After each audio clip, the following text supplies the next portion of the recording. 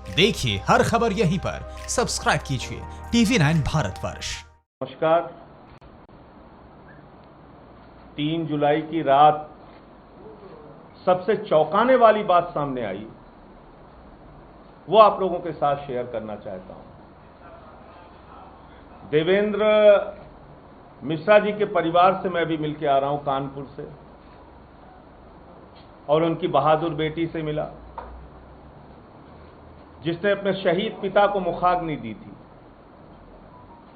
एक होनहार बेटी, एक पिता के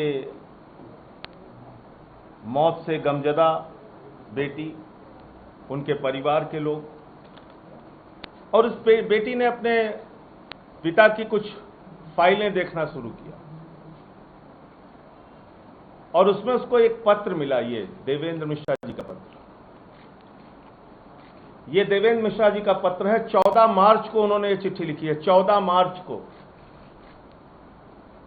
और ये चिट्ठी संबोधित है वरिष्ठ पुलिस अधीक्षक जनपद कानपुर नगर, यानी एसएसपी कानपुर को उन्होंने चिट्ठी लिखी है। और इस पूरी चिट्ठी को पढ़ के आपको लगेगा कि किस प्रकार से एक ईमानदार अधिकारी देवेंद्र मिश्रा जी विकास दुबे गैंग के खिलाफ कार्रवाई करना चाहते थे, और विनय तिवारी जो एसओ था, थानाध्यक्ष था, उसकी मिलीभगत के कारण किस तरह से वो परेशान थे, बेबस थे, और उन्होंने एक गंभीर घटना घटित होने की आशंका जताई थी। एक गंभीर घटना घटित होने की आशंका 14 मार्च को जताई थी। देवेंद्र मिश्रा जी डीएसपी जो उस अभियान को लीड कर रहे थे, जो उस विकास दुबे की गैंग से लड़ने के लिए, मोर्चा लेने के लिए गए थे और शहीद हो गए, जिनकी निर्ममता के साथ हत्या कर दी गई। ये उनका पत्र है। इस पत्र की एक एक लाइन को आप पढ़ेंगे, आपके रोंगटे खड़े हो जाएंगे। यूपी पुलिस को गर्व होना चाहिए कि ऐसा ईमानदार अधिकारी उनके यहां डीएसपी। उत्तर प्रदेश की जनता को गर्व होना चाहिए कि एक ईमानदार अधिकारी देवेंद्र मिश्रा जी ने एक सरगना, एक माफिया, एक गुंडे, एक अपराधी से लड़ने के लिए किस प्रकार से पहले से ही मुहिम छेड़ रखी थी। लेकिन उनकी इन बातों को नजरअंदाज किया गया, और उनकी बेटी ने साफ तौर पे कहा कि एक साजिश रची गई मेरे पिता के खिलाफ। एक ऑडियो भी है जो मेरे ख्याल से आपको मिला होगा, और नहीं मिला होगा तो मैं आपको भेज दूंगा। और उस ऑडियो में साफ तौर पे एसएसपी, और ये ऑडियो है, ये आपको मैं भेज दूंगा, सुन लीजिएगा। एसएसपी, डीएसपी देवेंद्र मिश्रा जी और विनय तिवारी जो थानाध्यक्ष हैं, उनके बीच की बातचीत हो रही है, और कैसे वो विनय तिवारी अपराधियों को बचाता था, अपराधियों को छोड़ता था, यहां तक कि बलात्कार के आरोपी को छोड़ा है, ये इस बातचीत से पता चलता है। तो इसका मतलब कि उत्तर प्रदेश की पुलिस अपने मातहत से सुरक्षित नहीं है। अपराधियों के गठजोड़ के कारण ईमानदार पुलिस के अधिकारी का जीवन खतरे में है, और ये कोई सामान्य घटना नहीं है, ये बहुत बड़ी घटना है। तो मुझे नहीं लगता कि इसमें पुलिस के स्तर पे जांच में कोई न्याय मिल पाएगा,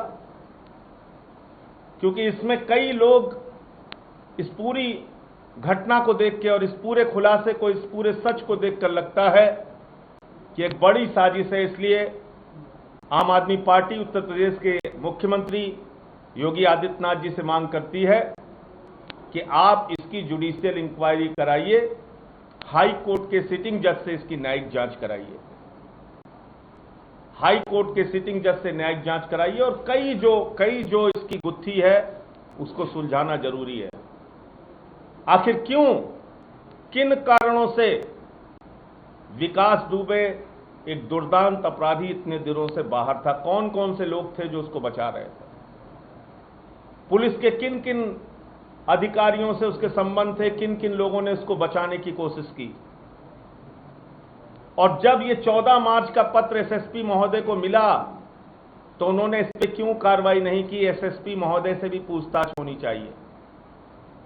विनय तिवारी को सस्पेंड जरूर किया गया, लेकिन उसकी गिरफ्तारी करके उसके खिलाफ सख्त कानूनी कार्रवाई होनी चाहिए, क्योंकि उसकी साफ तौर पे मिली भगत का जिक्र खुद डीएसपी देवेंद्र मिश्रा जी कर रहे हैं।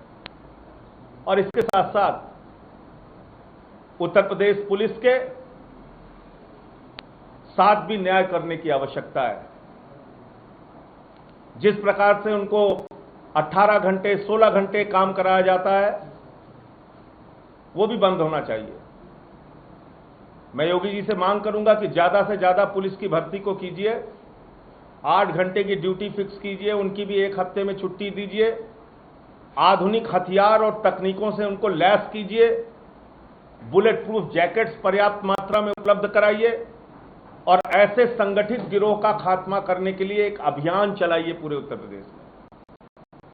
उनकी गिरफ्तारियां करके उनको जेल में डालिए, ऐसे माफियाओं को। और संगठित अपराध खत्म होगा तब जब उनकी गिरफ्तारी के बाद उनको सजा मिले। अगर न्यायिक प्रक्रिया में इतना झोल रहेगा कि थाने में एक राज्य मंत्री की हत्या करने वाले व्यक्ति के खिलाफ, विकास दुबे के खिलाफ, कोई गवाही देने को तैयार नहीं होगा, अगर ऐसा वातावरण रहेगा तो कैसे न्याय मिल पाएगा और कैसे अपराधियों को सजा हो पाएगी? इसलिए संगठित अपराध को लेके, बड़े अपराधों को लेके fast track court Uttar Pradesh में बनाए जाएं और एक समय सीमा के अंदर तमाम बड़े अपराधों में जो शामिल अपराधी हैं उनके खिलाफ कार्रवाई की जाए, उनको सजा दिलाई जाए। जो इस पूरे घटना में बात निकलकर सामने आ रही है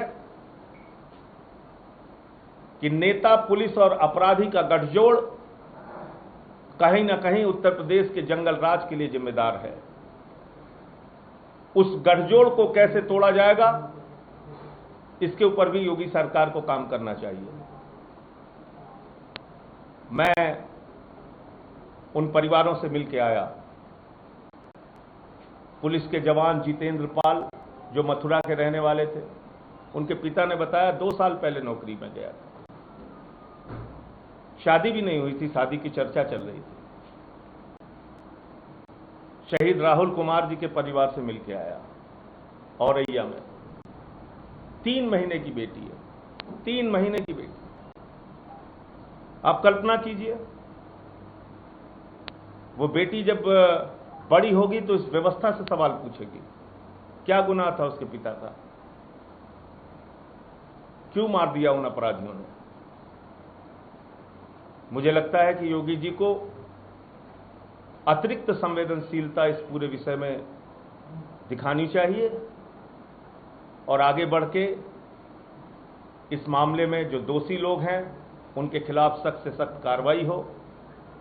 अभी तक 8 पुलिस अधिकारियों और जवानों को मारने वाला दुर्दांत अपराधी पुलिस की पकड़ से फरार है, उसकी गिरफ्तारी तक नहीं हो पाई है।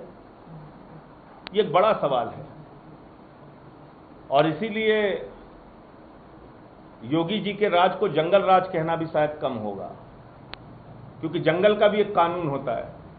यहां तो कानून व्यवस्था नाम की कोई चीज नहीं है। यहां पे अपराधियों का, गुंडों का, माफियाओं का कानून है।